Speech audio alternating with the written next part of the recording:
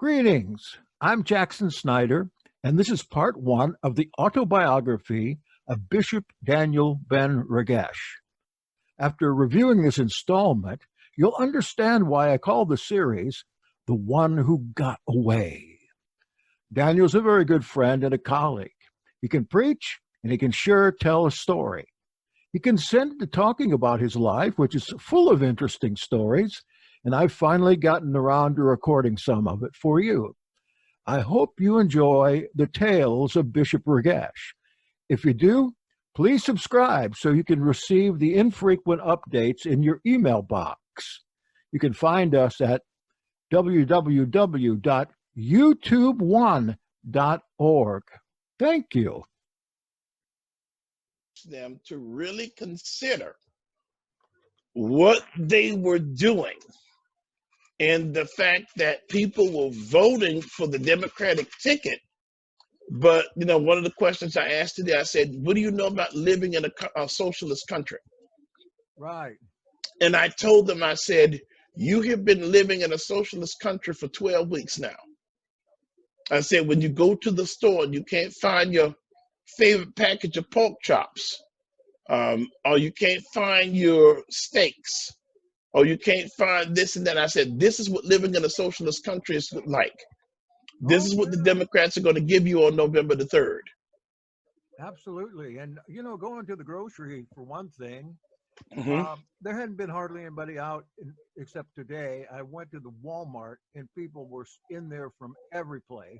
But usually at the grocery, nobody's there hardly, and the shelves are bare. And like if you want to get toilet paper, daily necessities, I went for a spray bottle today, and they were all gone in every department. Yep. That's what a social. And so I was trying to get, because I walked into the barbershop and I said, "Hey, how we doing with that stimulus money?" I said, "Yeah, I said that's President Trump's stimulus money. It's a Democratic stronghold, and boy, they can't stand Donald Trump."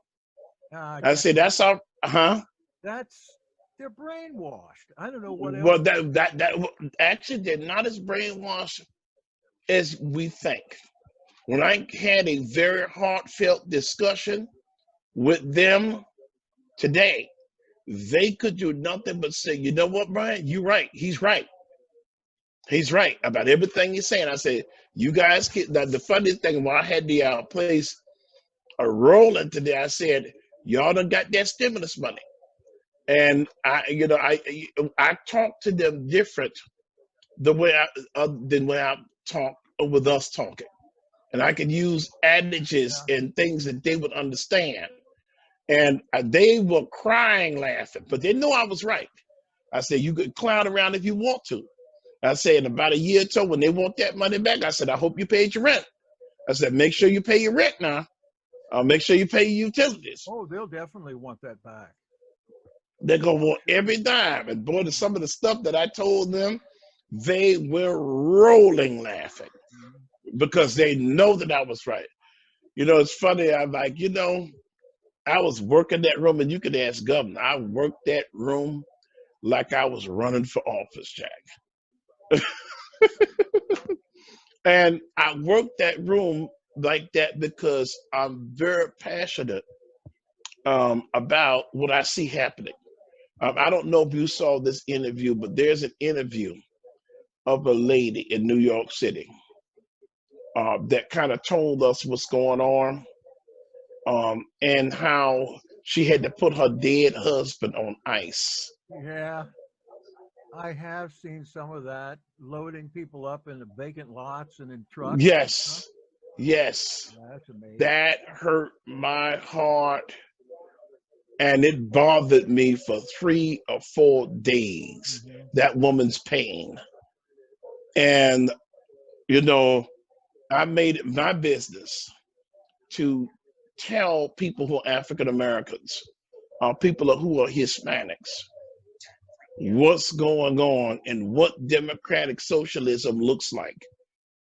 Because they don't understand. They really don't understand it. I'm like, you see these dead bodies, you see this person having to put the, and we're going to hear more stories as these, one of the reasons why I want everything to open back up is because I want to know what's going on in New York City. I want to know what's going on in Chicago. I want to know what's going on in California, because these stories like this are going to come out. You're a political animal. I mean, you're one of the best storytellers that I've ever heard. Well, You I get the tell story. well, I just repeat what I hear to the best of my ability and try to take something from it, try to learn something from what I'm telling, because, oops,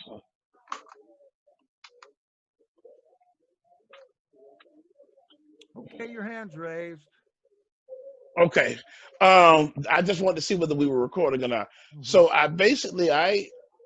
the stories that I hear, the things that I see, I try to learn something from those things so that in the telling, like what I did today, I can tell that story so that I can reach people with a message, especially today. To be honest with you, yeah, yes, you said, I like politics. I'm a political animal, but that's something that came to me in the 90s. Okay. I didn't like politics before. I was a lifelong Democrat, raised in a Democratic household. And so that's what I did. Everybody's, who you going to vote for? I'm going to vote for Jimmy Carter. Okay. And they would go down there and they would vote for Jimmy Carter. And then, the problems that happened with Jimmy Carter's presidency, we know them. The gas prices, well, the gas prices started under Ford in 1973. But I remember the gas lines. And I remember everything that was associated with that. As a matter of fact, I got a wonderful story about it. I don't know if I told you. But you remember, I don't know if you remember the gas lines, but Oh yeah. you went to the pump on your day. You had a specific day. Your zip code had a Mhm. specific day. Ours was 33054, Opalaka. And the day came for us to go. So I just happened to be home that day, so I had to go with the ladies, my mom and my sister, older sister. Well, everybody was up because they knew the importance of the issue, but I wasn't up. So they get me up out of the bed. They say, "Baba, let's go. Let's get moving. Get your clothes on." Baba, Yes, Baba.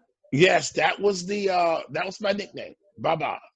But I do I'll remember tell you that. about that. I'll tell you about that later. So they're like, Baba, get your butt up. Let's get moving. We don't have time to play games today. We don't have time for you to walk in circles today. Let's move it. So I get up and I go take my shower and I'm still walking around in circles. So um, my sister come in and my mom will come in and they're thinking that I'm ready. Well, I'm still trying to figure out what I'm going to wear. So they fix my wagon. One of them grabbed some shorts, the other one grabbed the t-shirt. They throw those on me. Then they go and they get this pink robe and they throw me in that. And Pink then they robe. go and get me these pink black woman shoes. By the way, the robe was a black woman's robe. They go up, they throw me in that. I'm like, whatever. Like They how get old these, were you? huh? 5? How old were you? Uh, 1976, 1977, something like that. I know I you're think it was, 50 now, so you yes, must have been a little kid.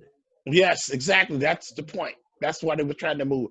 So they put this black woman's robe on me. They put these black woman's slippers on me. And then to add insult to injury, they decided to throw this black woman's head covering on me. So I just got transformed essentially from some guy to a big, this short black woman.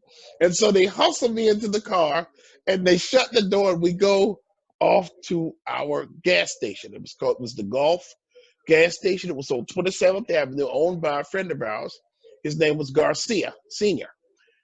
And so we go, we get our, what you call it. So they got me down there. It's kind of indiscriminate. So none of the neighbors and our church folks could see us, because if they saw me, it would have been disastrous.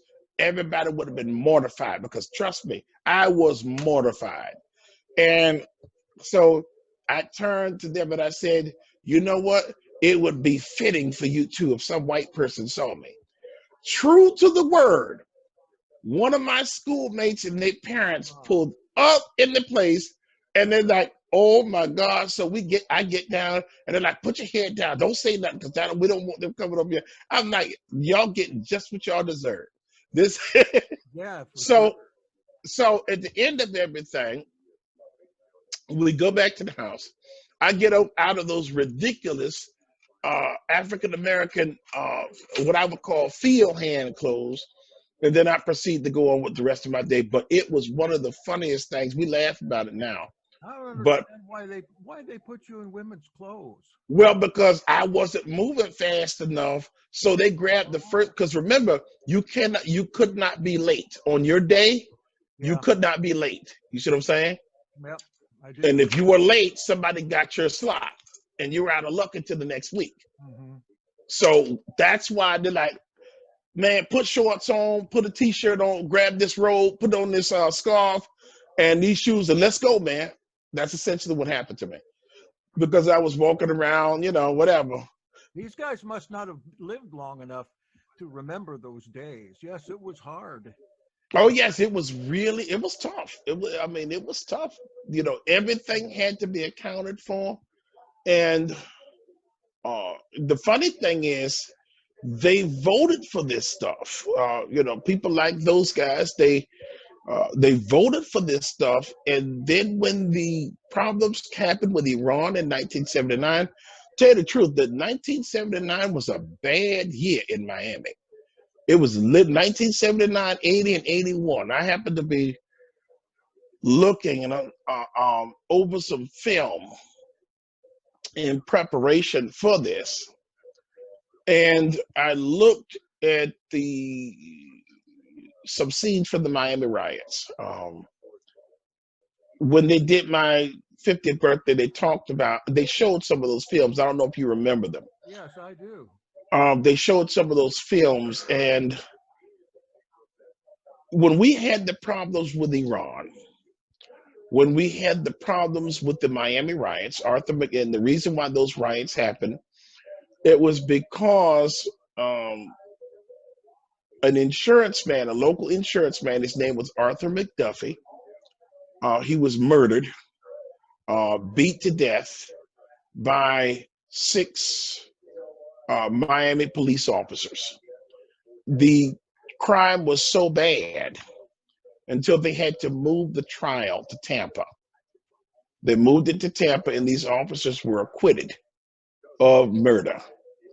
And I was out of town. I really think that my mother had the foresight and the spirit to send me to my Aunt May and my Uncle Dudley in Manhattan. And I stayed up there for about 2 weeks, but when I returned in the middle of it. I'll never forget landing in Miami-Dade County and seeing Miami on fire from the air.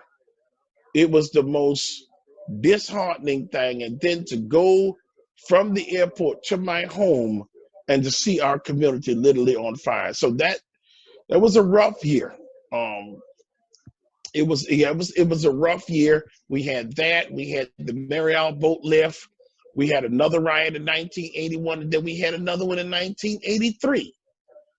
So it was very bad. That period was very bad, and I was watching it the other night, and I really felt bad, because I look at the work that my parents and my grandparents did in building that Bunch Park neighborhood. They built the Bunch Park neighborhood. I remember hearing stories. My mom and my sister talking about stories about how my grandfather and father were building the Mount Hermon AME Church on that plot of land at the entrance to what will become the Bunch Park neighborhood. And I remember them doing that. I remember them talking about that. And I remember going to see the place after the fact. And it's a very nice place. It's still there today. Bunch Park is still there, although it's in chaos. But 1980 was bad because all his work, everything that those two had worked for, Went down. went up in smoke. Mhm. Everything. And it never was the same thing. And he would die a year later. And it was tough. It was tough to see that. I was watching that. Even now, it's tough to see that. I was telling government, look at this. I'm like, this is my grandfather's work. This is my father's work. To build that community, the school, the church house, all of the neighborhood homes, and the different stores on 27th Avenue, and all of this stuff, just poof, just like that. I take it this was like in what they used to call the black section. It still is, yes. Uh-huh. It still is. And I was listening to the news conference on the areas that, I mean, they had to send the National Guard in there. And we had people fighting with the National Guard, snipers, people burning and looting. And I mean, it was terrible. It reminds me of a friend of ours that back when Trayvon Martin was killed. And Trayvon Martin comes from that same community that I was raised in. And as a matter of fact, the families know each other very well. One of the guys that was in the courtroom every day, he played football at Miami New Orleans Senior High School with my nephew. And so we knew them. And when he was killed, somebody came to me and said, and this was on the Shabbat, I started doing the Torah. We need to go down to the Miami-Dade County Courthouse. They're going to have a protest. And everybody's like, yeah, let's go down to the courthouse. I said, no, y'all can go down there, but I'm not going down there. And the reason why I didn't want to go down there is all of these problems that happened with these riots can all be traced to those steps at the Miami-Dade Courthouse. Well, you never know what you're going to be getting into either. If Yes. you go in a place like that, you end up in the middle of something like that. You're a possibility you're not going to come out. Exactly. And that's what happened to a lot of, they went to the courthouse that day in 1980. They went there and they had this huge protest, thousands of African Americans there.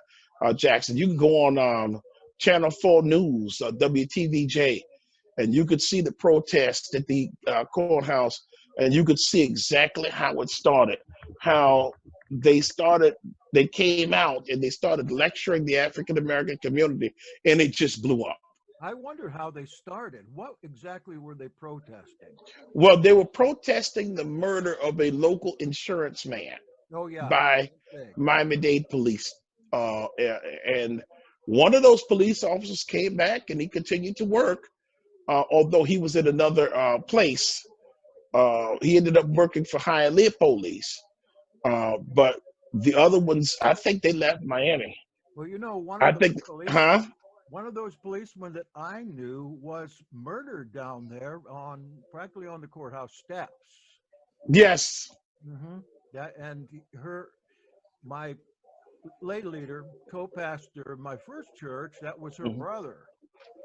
And it's actually, yes, one of those police officers did get killed on that step. I remember seeing that in the video. Yes, I do remember that.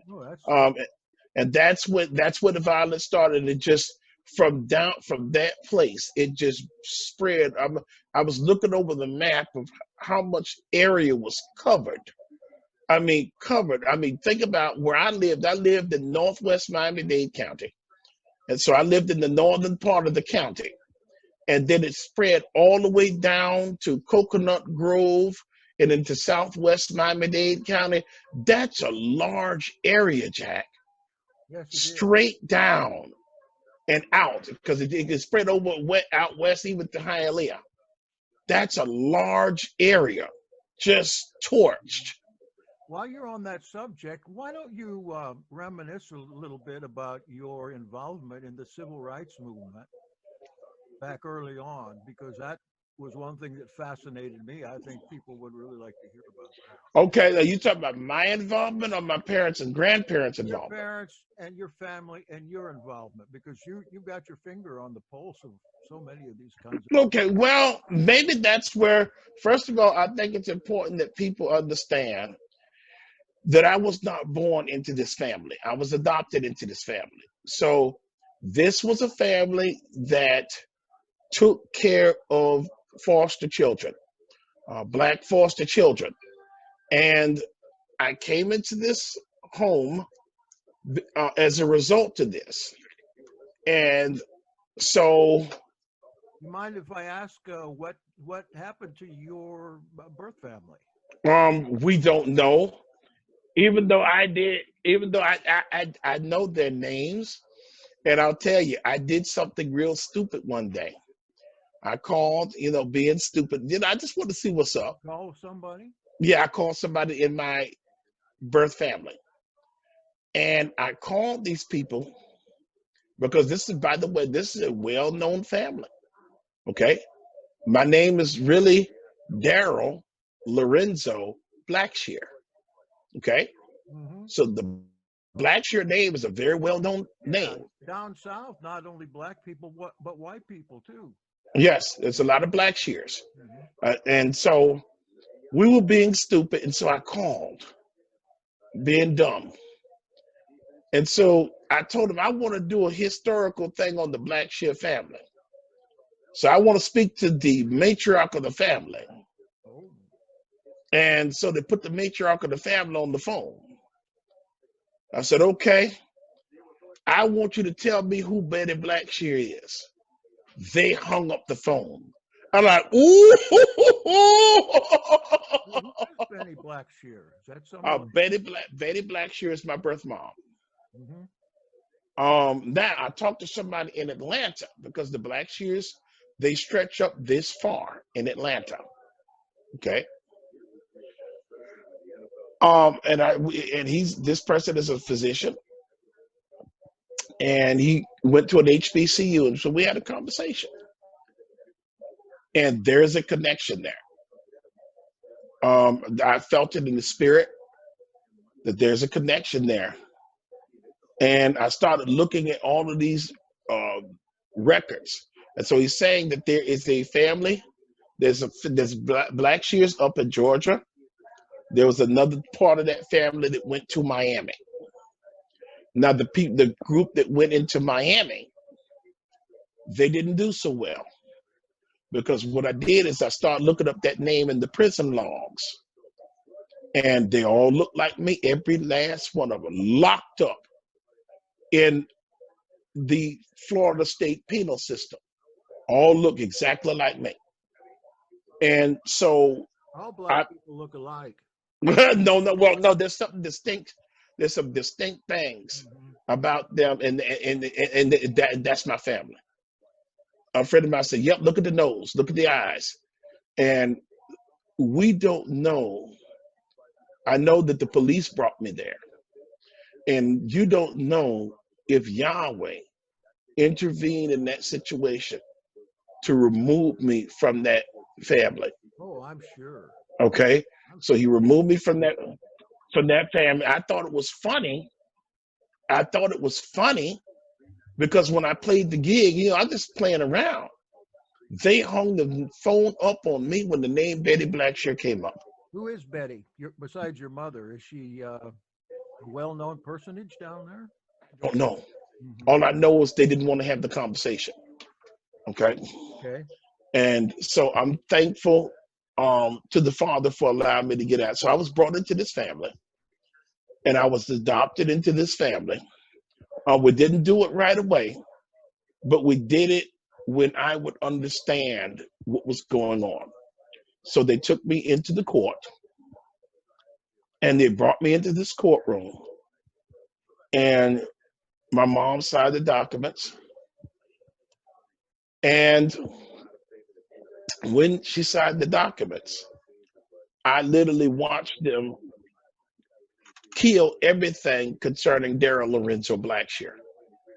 I mean, they rename you, they expunge your records, they destroy everything, everything. Okay, and so that's what happened there. So I was a doubt, found again. Once they huh? find papers, they can't come and claim you again or come get you. So. No, they can't. No, that's why they did that. Mm-hmm. You know, so they did all of that stuff, and so I understood what was going on. I talked to the judge about it, and uh, they went through the paperwork. Bang, signed with the county clerk's office.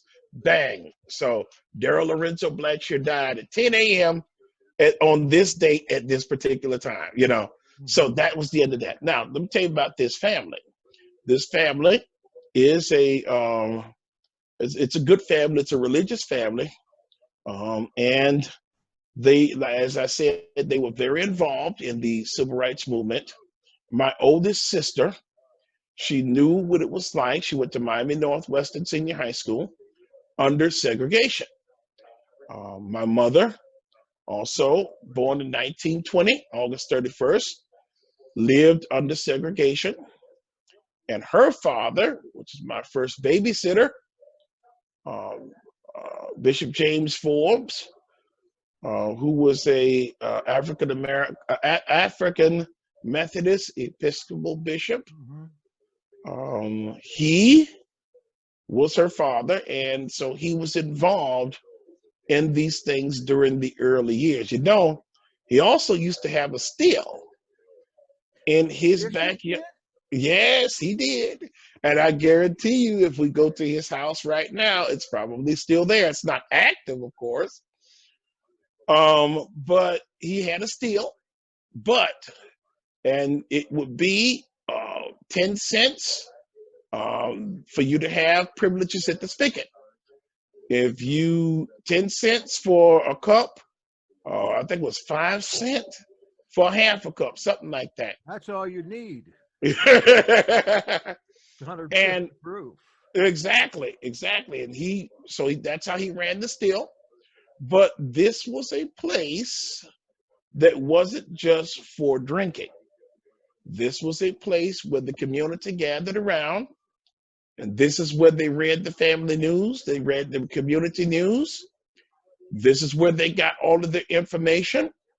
If the Ku Klux Klan was riding that night, that's where you learned about it. Okay. They had watchmen that they set up on the roofs of the houses where you could watch and see if they were coming. And so you could alert the community, and if need be, if they needed to have a shootout, they had a shootout. My grandfather represented people when they got in trouble with the law, when they went to prison, and even when they were executed. You know, so my mother saw a lot and was there during a lot. She was a nurse, and this is how they got involved in the civil rights movement. So a lot of people say, "Oh, Miami's this uh, multicolored, open society," but that's not true. Miami was not an open. Was not an open. It was not multicolored, and it definitely was not free if you were African American. As a matter of fact, you were not even allowed on Miami Beach after sundown. Oh yeah. You went to Miami Beach to work, and then you came back home. Back home. Exactly. So my grandparents held political meetings at their home. My grandma Ida and my grandfather, and of course my mom was there doing the serving as well. And when she was up some size, then she also went to nursing school. And now she went to Booker T. Washington High School down in Miami, and it's still around. Both of these schools are still around, by the way. But these schools were segregated schools, segregated black schools. And so they were very active in building a community. When my mother married, she married my father, and they built the Bunch Park neighborhood down there. They built it. They That was built in it. Miami then. Yes, Okay. they built that school. They built the school. They built the church, and they built many of the homes there. Okay, and the businesses. So they were very active in the civil rights movement. They were very active in the marches. As a matter of fact, my mother confronted Jesse Jackson in 1981 when he came down there and proceeded to lecture the community about the conflict between the African Americans and the Haitians. And I'm not going to tell you what she said. Still going on today. Yes, I know. But she stood up in that meeting and she told him, how dare you come to this community to be seen and to lecture us when we were right there and we marched without the king just like you did.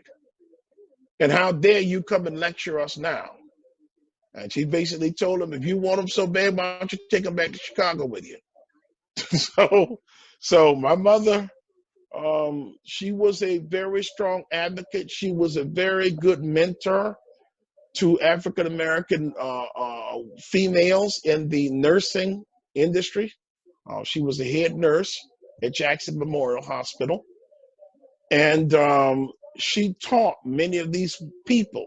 She was also a first lady in our church. So she really did a good job with mentoring people. And even though she's gone, there are people that still remember being taught by Sister Henry the things that they were taught. I mean, I remember her going out and getting a hold of scantily clad African American women and redressing them and sending them home. I remember her. I don't know if you know about this group, Jack. It's called the Yahwehs. You remember that group? I believe so. They were black supremacists, Yes. and they wore white robes. And their leader was charged with murder. I think it was back in 80. I don't think it was 88 or 89, something like that. And he went to prison. He died in prison, didn't he? No, no, he came home. He died at home. Oh, yeah. Yeah, he came at home. He came Yahweh home. Ben Yahweh. That fellow. That's him. That's him. That's the murderer. And even though he didn't do it himself, but his people, and they saw it, and I saw it. They shot this man to death right there on Channel 7 News. Okay, over some kind of land dispute. But this group was very active in the 1980s after the Miami riot. They came to power. And my mother knew a lot of these people. And when their leaders would come, I have seen her walk out to meet these people and ask, what do you want in this community? Okay. And you know, those leaders always answered her, yes, ma'am. No, ma'am. She brought them in her house. They'd fry up fish and they'd sit down and talk, because what she wanted the God that they were talking about was not the God that she knew. Okay. So she wanted those people to explain that to her. And if they had explained it successfully, because this was a woman of distinction in that community. Okay. My mother was not just anybody. She was a church leader. She was married to a church leader. Her father was a church. I don't mean to interrupt, but there's a term you use that maybe people aren't aware of, and that was First Lady. Yes. You're talking about a pastor's or bishop's wife. That is correct. They take a real strong part of the assembly. Yes, they do. I know in the church I was in, they told the wife not to take any part in it. But yeah, in a lot of African American churches, the first lady or the elect lady, because like I said, when she kind of retired, then she became the elect lady. Okay, in other words, she still functioned from that seat of authority until she died in April 1994. But that is pretty much the person that people came to for advice. Mhm. Essentially what it is, it's an elder. Okay. And they had very strong sway over leadership. They had very strong sway over community events. And that's why these leaders of the Yahweh Ben Yahwehs in that community, it was yes, ma'am. It was no, ma'am. Because she told them, I'll never forget. She's like, yeah, you big now, but I remember you when we was cleaning diapers. Yeah, yeah. I'll still take a stick to your behind in a minute. So and that's the way she was. And she was a tough cookie. Okay. And when I became a teenager, we didn't always get along. Um, and but I understand, and I got an opportunity to talk to her, and now I understand what she was saying. And even then when I spoke to her, I now understand. Why is that? Because of the way you turned out, as What do you opposed mean? to where you came from? What do you mean? Well, you say you understand. When later on you started to understand why she was doing as she was doing. Right. I didn't understand at the time. I thought, oh, you just being a meanie. Oh, you just this, that, and the other. And you just so hard. I'm always getting fussed at. I'm always getting read out, you know. But then I began to understand why. And the reason why she was harder on me is because the world in which I was about to go was not going to be kind to me. It was not going to be merciful to me, and it wasn't going to allow me to make the excuses. Like back in the day, I used to get in so much trouble in school, and I'm telling you, I don't embarrass them so much. But the point that she was making is, you're not going to be able to make these excuses as an adult. So you were Nobody, kind of a huh? hellion in school? A what? Yeah, I was a hellion. You're a Uh, bishop now, but you were a hellion in school. Absolutely. I was a hellion in school. I didn't listen. I couldn't receive instruction. And I'm gonna tell you something, I missed out on a lot because of that. But sometimes you got to go through that stuff so that you can learn. And I started catching the understanding as a young adult what she was talking about. Well, didn't something happen to you in high school that changed your life? Oh yeah. Yes. Yes. And that happened after. No, it happened early. It happened in 1989. Yes, I lost my sight as a result of a football injury.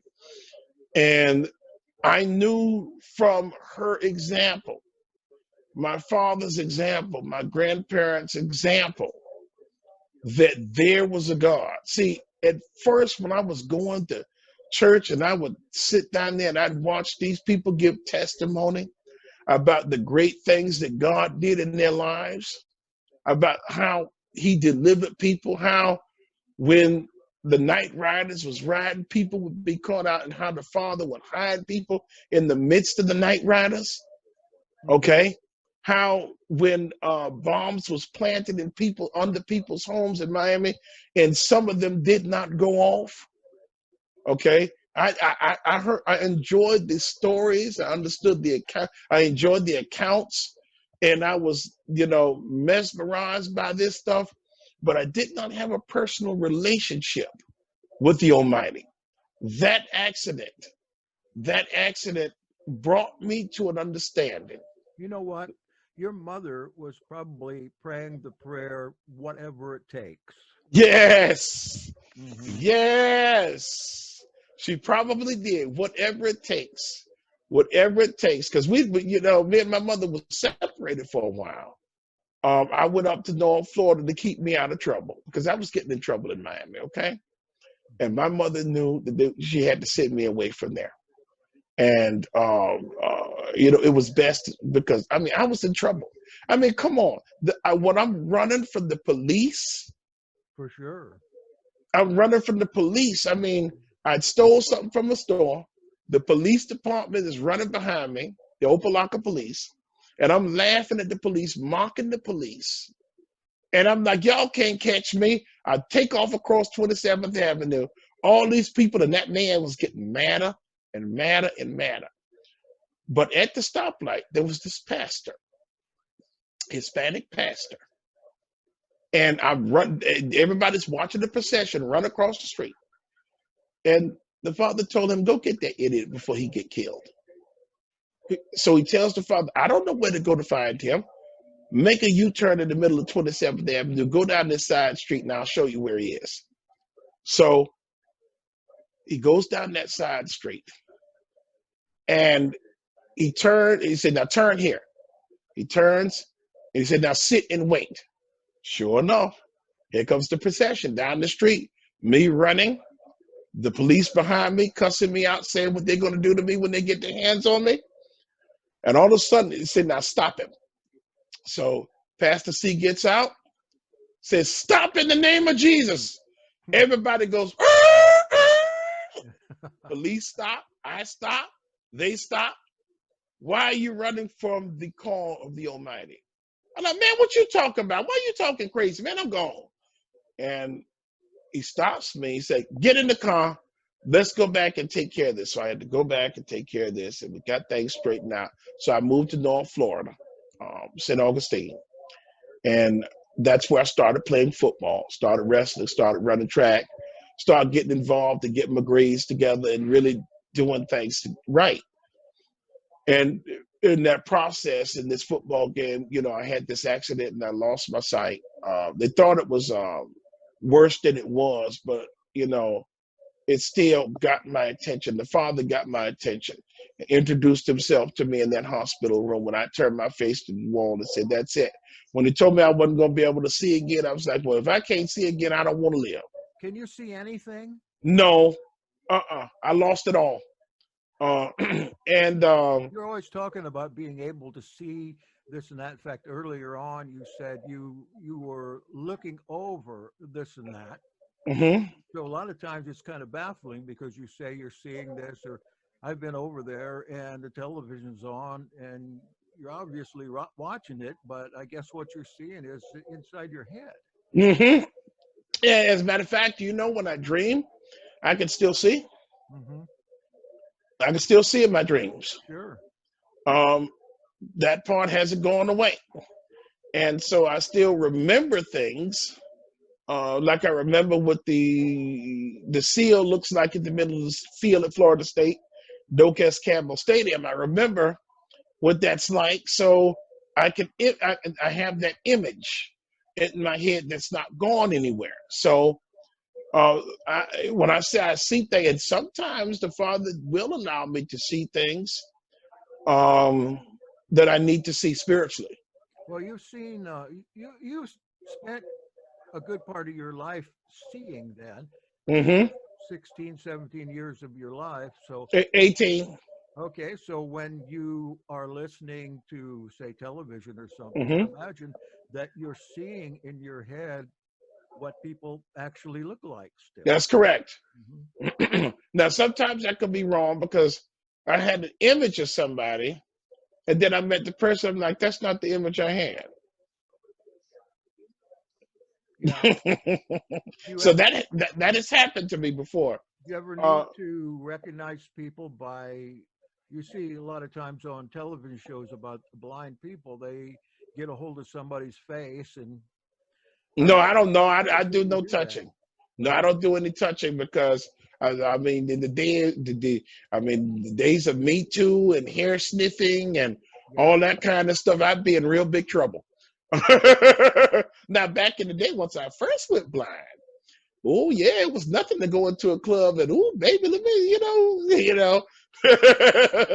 But I don't do that stuff no more. I don't. I keep my hands to myself. Mm-hmm. And that keeps me out of trouble. But no, the Father really has delivered me from a lot of stuff and kept me out of plus. But going back to my parents and grandparents for a moment, how they really took time with these kids that they mentored, that they saved. I'm going to give you an example. My mother, I told you she was a nurse, and sometimes we would receive burn victims. I mean, Give me an example. Sometimes this one parent, and I don't know how this parent wasn't executed, because just the cruelty that you see in the foster care system, the cruelty. And this child was burnt uh, all over her legs, Jack, all up her arms, put in water, okay, hot water, By parents or guardians? by parents. And so they brought that child to Nana. That's what we call the Nana. And basically, the way the system worked that she worked in is, you came with to her house, you stayed at her house for an indeterminate amount of time. Between that time, they're dealing with issues in the court system. And sometimes you will stay permanently in foster care, Yeah. or if rehabilitation is achieved, you'll go back to your uh, family. I was a foster father for several years, but I got to tell you, some of those kids were scary. I Yes. had some incidents in my house where I'd have a child go berserk, and Hmm. I'm not going to talk about it here. You're talking here, but some of them were scary. I finally had an experience with one. I just couldn't get any more in. I was too scared. Well, my mother was lucky because she only had one real incident like that. And see, when you get them like that, you just call the social worker, they come and pick them up, and that's the end of it. Hmm. That's the way that works, day or night. And so we didn't have many discipline problems with the people that we worked with. And so this lady, this person was brought to Nana's house, and she stayed with us for 6 months. I'm going to tell you something. Don't you know, when Yolanda left our house, my mother patiently got those Job stockings out, and she worked with that child, even though it was painful, poor child. Job stockings? Job stockings is what they used for burn victims back then. Oh, okay. Okay. And she put the oil and stuff on them, and she'd work them, they have to do therapy and stuff. She'd work with them with her hands, and she'd do what she needed to do. And when that lady left, you could not tell that she was burned. Hmm. Through prayer and doing her therapy and her exercises and doing what she needed to do, that child recovered. Where else would a child with that kind of problem get that kind of therapy? I mean, this doesn't happen often in foster. No, not they do skin grafts and stuff, but this child did not need skin grafts. Hmm. This child, like I said, this comes from a loving woman, a woman of service. I call her a woman of valor, because that's what she did. She dedicated her life to serving the community. There was another person that they brought there, um, uh, where the parents had took the child and bashed the child head on the table. Shimona Thomas was her name, and they had her there. She was there for 2 years. I heard and saw that Shimona, and she was not able to walk. She wasn't able to talk. She wasn't able to do any of that stuff. But when I heard and I saw Shimona next, Shimona was able to talk a little bit, and Shimona was able to walk. What do you attribute that to? Fear? The same thing: exercise, godliness, and prayer, and sanctification of these people. My mom, she really worked hard with those children, and she took issue by issue, and she really worked with those individuals. Now, of all of the foster children that came that my mother served, she only kept two: me and my younger sister, Michelle. Um, and Michelle was a preemie, and she's spoiled or rotten. How old was she when she came in? She was a newborn when she came in. Mm. The two that she kept were newborns. Okay. Mhm. The two that she came in was rescued. Okay. Yeah. So she kept us. We probably was the worst of the bunch, but she kept us just the same. Well, I'm glad And she did. huh? I'm glad she did. Look Oh at you man, today. You're not among the black shears in prison someplace. It's exactly. the I opposite. mean, it's a whole. Not all of them are bad people, Hmm. but what I'm saying is that there's some people in there that are kind of rough. And yes, Well, I could have been. their Go culture ahead. too. Yes, Where they grow up in a horrible environment, what do you expect? exactly. I mean, you should see them, and they all look like me. They're all big and got this mean-looking face. They all look mean. Every last one of them, right there next to each other in wearing browns. Let's get a reunion going. Well, absolutely not. In the '90s, I had that thing of wanting to do that, Sure. but the Father has really calmed me down and said, and just really assured me that He has me where He wants me.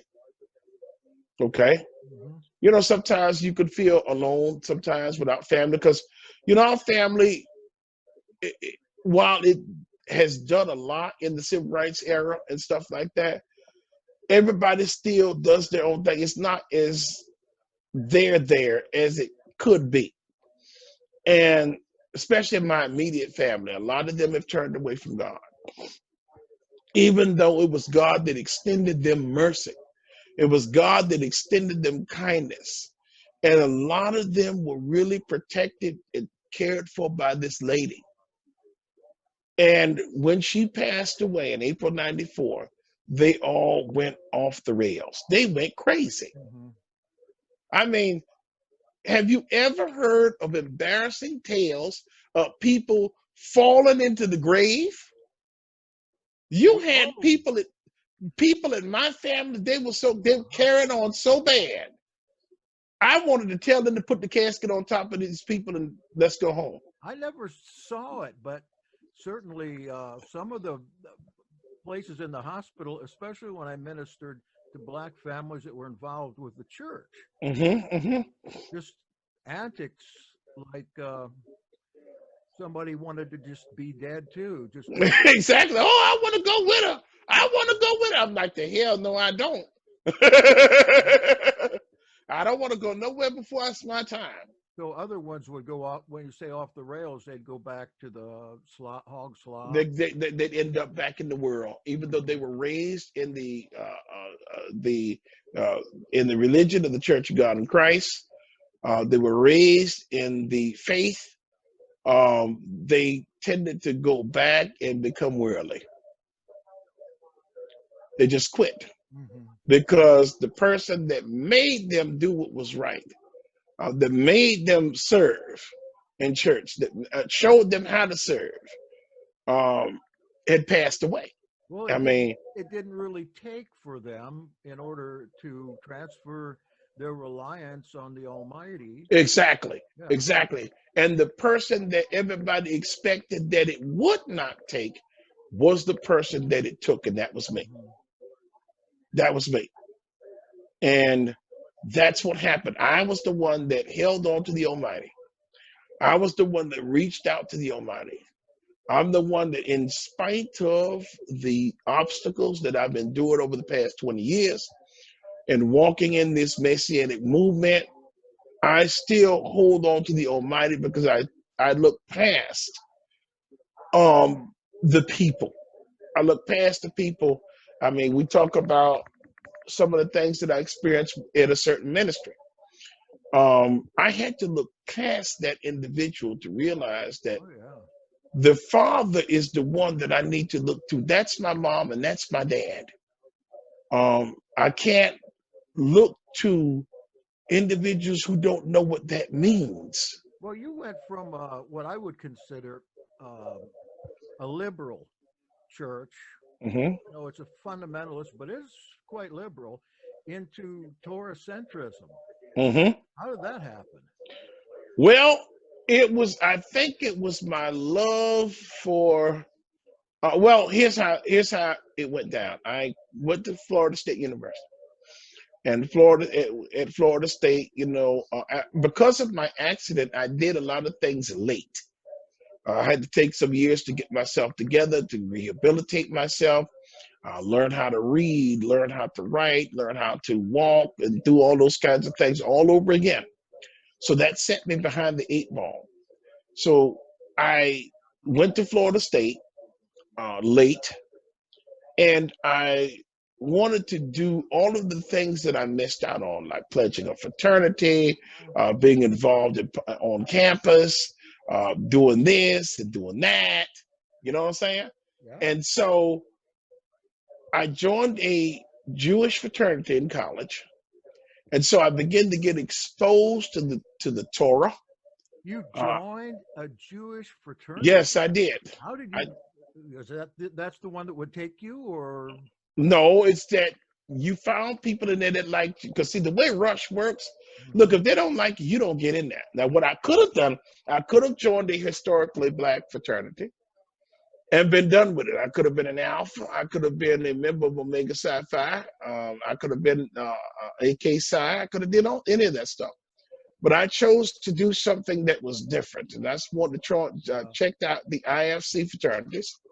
But usually, when you join an IFC fraternity, you're going to be what they would call the token nigger. Were there other Okay. blacks in there? Yes, there were other blacks in these fraternities, and that we would call them token Negroes. And so, but I wanted to join a fraternity that I could be active in. I wanted to be the first African American to do this. I wanted to be the first African American to do that. So I went to Rush. They liked me, so I came back, and eventually I was invited to join. It's a process. You don't just show up there and they take you. Right. And so I went through the process. It was 16 weeks, and I became a member of that fraternity. But I started learning about Shabbat. Started learning about the Moedim. Started learning about clean eating. Okay. I'm Started surprised learning they would about take you in if you didn't have a background in Judaism. exactly. They cut corners. That is the point. That's called what I believe is divine favor. I would say so. Okay. And who knows if this is not the environment that the Father was using. As a matter of fact, they were trying to get me to convert.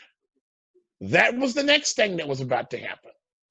I have gotten 3 invitations to convert to Judaism, rabbinic Judaism. I don't think that would have worked. No, well, All it years. probably I would have had to deny everything, and I'm just not willing to do that. I'm sorry. I was taught too well that I'll use this word, quote unquote, Jesus Christ came, he died, he rose from the dead, and he's coming to judge the quick and the dead. So I knew too much about that to do that, but I've gotten that opportunity. But I started to ask questions, particularly about the difference between Easter and Passover. I said, what's the difference? They asked, what's the difference? I'm like, the Jews are asking the questions, and I'm asking the same question. We need to find out. So I realized that Easter and Passover are the same thing. And if they are the same thing, then what am I doing out here doing Good Friday, Saturday, Easter egg. yes, Easter egg hunting, ham eating, clam baking, pork eating? What changed? If Jesus Christ came, he died, he came to fulfill the Torah. What am I doing? Why am I doing this? And so that's where it started. That's why I said I need to search and find out this term, Messianic Jew. And so that's why I started searching. I went into a Messianic Jewish congregation that was there in Tallahassee. It was a very good congregation. But then I got invited because at this time I was also feeling homesick. I felt that I was away from my family. I felt a disconnect from my family, and I wanted to come home. And so I started making arrangements to come home. So I joined this program. It was a national program called Vista. Yes. And I came home Familiar with it. to Vista. I came home to Miami. And I realized that Miami had changed. That wasn't the same Miami. And so I had to look for a place to worship.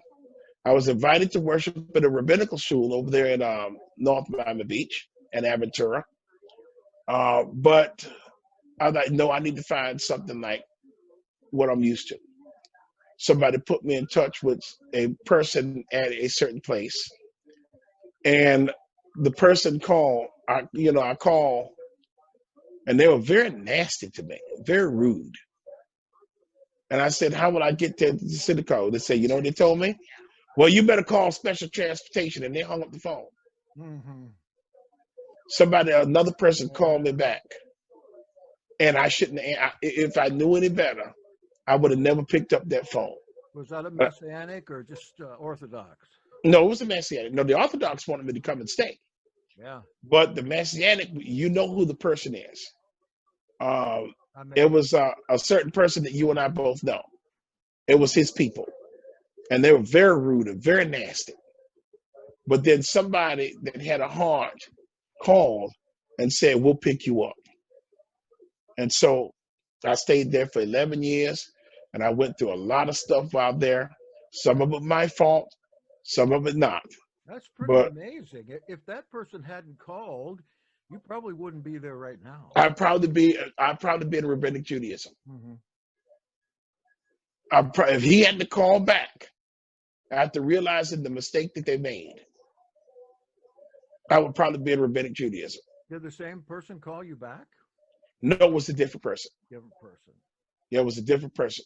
Somebody that heard about it and called back. And so I ended up in that place. And like I said, I was there for a long time until I moved up here to Tennessee. Mm-hmm. And then I was there for about a year. And now I'm here. Just like I said, just trying to find a place to serve. I'm thinking that was 5-6 years ago, maybe. Did I move to Tennessee? Yeah. Yeah, that's about right. That's about right. And like I said, it really is about just trying to find a place to serve. Service is in my heart. So I try to find a place to serve, and I try to get in where I could help. I try to get in, try to build. And that's not always been received well by others. Subject, our time's just about up now for this session. Mm-hmm. I want to hear what you're trying to do now. That would be a good way to end the second session. Well, basically what I'm trying to do, I am pushing towards the ancient ways of our fathers. I'm trying to push back towards the first century. And, the Yahad is really responsible for that. That album really stands out to me. Okay. I used to laugh at the Catholics and pick at the different people. Look at them in their little dress. Mm-hmm. Okay. Because that Anglican dress is the rocket, the shamir, the tippet. But I never thought about where this stuff comes from. It's what Jesus wore. Exactly. So I'm like, if that is something that they wore in the first century, what the heck are we doing? So now I'm pushing back towards the first century. And I'm like, we've got to have it. We need it. And we need to strive for it. And so I want to build an assembly that mirrors, it's not going to be perfect because we've lost so much, but we can mirror that image of the first century where we are having services with liturgy, and allowing for the free flow of the gifts of the Spirit. If you play music, come on in, we'll let you play. If you want to serve, come on in. I mean, service is welcome. Don't you have to do a lot of research for that? I mean, churches certainly don't go back to the first centuries, and rabbinics don't either. No, but you can at least go back to something that you can work with. There's Done some a lot of stuff. research in this. Yes, there's a lot of research that's been done, and there's a lot of things that are out there, churches that are already active doing some of this stuff. They just don't realize what they're doing. Right. They don't know it. I mean, some of these old churches like the Catholic Church or the Orthodox Church or the Episcopalians, we got to find out where they went wrong. Grab their stuff. I told you about this Presbyterian church that I went to over here in town, and the guy got up there and started doing the communion liturgy, and I just sat up, straight up. Wait a minute, that's the Yahad liturgy. That's right. And I'm like, this is what I'm talking about. This is the thing. The Messianic body is so divided that it cannot get its legs under. But the reason why it's divided because this stuff has already been done. It's been done by the Presbyterian Church. It's been done by the Episcopalians. It's been done by the Catholics. It's been done by the Orthodox. We need to grab a hold of whatever they have. And that means not being afraid, if you're in the clergy, to don the Anglican garb of my grandfather, to don the Anglican garb of my father, to don the Anglican garb of whatever. You're making people that are in Hebrew roots type Judaism upset about it. That's good. They get upset. That's good that they're getting upset, because I personally believe that Hebrew roots is off. They're teaching this one man congregation style. That's not what they did in the first century. No. So if your premise is wrong, your conclusion is going to be wrong. And that's what we need to push back to. And I know a lot of people have issues because of the abuse of clergy, the abuse of leadership. But one of the things, if anybody should be angry with the system, it's me. The system threw me away from day one. The system kicked me from pillar to post from day one. But yet instill through the prayers of my parents and grandparents, I held on to the fact that there is a need for instruction in leadership. And without that, we are not going to make it. Because I'm going to tell you something. There is a king coming. There is a kingdom coming. And if we think that we're going to run around like wild Indians in the kingdom, it's not going to happen. We're practicing. You're not going to be able to turn on a light switch and you change. Mm-hmm. We have to practice now. And so that's why we need to press toward the mark of the high calling and press back to the assembly of the first century. Exactly. Show them where we're going to make it. Mm-hmm. Sure, they messed up. Do they got faggots in the leadership? Absolutely. Do they abuse children? Absolutely. But they're going to be punished. But we have got to understand that Yahweh has an order. We see it in the Didache. We see it. He taught the 12 certain things.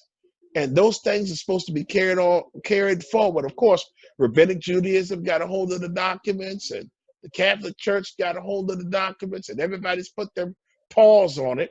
But yeah, exactly. But they're documents that we can still get something from. Absolutely. Why aren't we going back to those things? Mm-hmm. While we're on the subject here, before we close up, tell us where you are. Where I am? Geographically. I live in the great state of Tennessee. I live in Cleveland, Tennessee, a headquarters of the Church of God, Cleveland Assembly.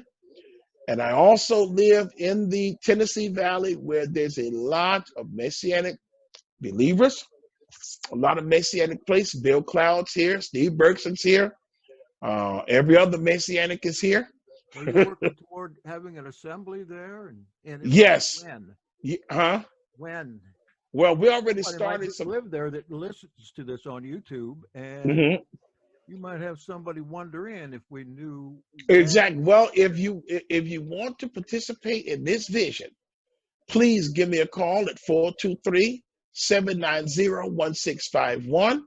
That's 423-790-1651. Or you can send me an email at bishop.regesh@gmail.com. That's BISHOP REGESH@gmail.com.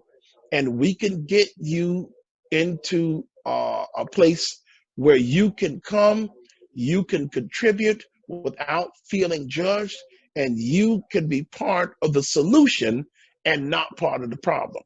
Well, we've got a podcast going now, don't we? Too. Yes, there is a podcast, a Yetcast. We're getting ready to be doing, we're going to be doing some new things here soon, but we have a lot of podcasts up going. Yetcast.com. That's yetcast.com, and you can see all of our podcasts. Don't you do an online service as well? There is one. No, I don't do an online service. I do a local service. Our service is at 4 p.m. Every Shabbat, and that's followed up by oneg and fellowship time. So Seems like I've heard you on 11 o'clock or so. oh my goodness.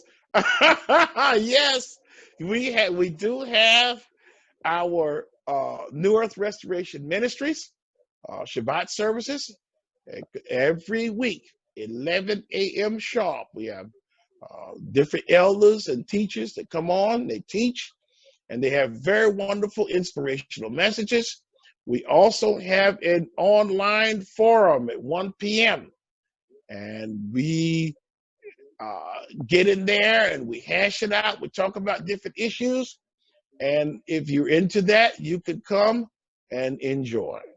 If you are, this information will be on the end of this video or in the show notes. And Amen. I want to thank you, Bishop Regesh, for finishing up with our first time together. Mm-hmm. Looking forward to some of the other stories that are coming. Oh, yeah. I think we should probably do 3. Oh, definitely. Yeah. I've heard so many stories from you. I've never heard those stories, though. I'm getting the rest of them. Thank you very much. Thank you.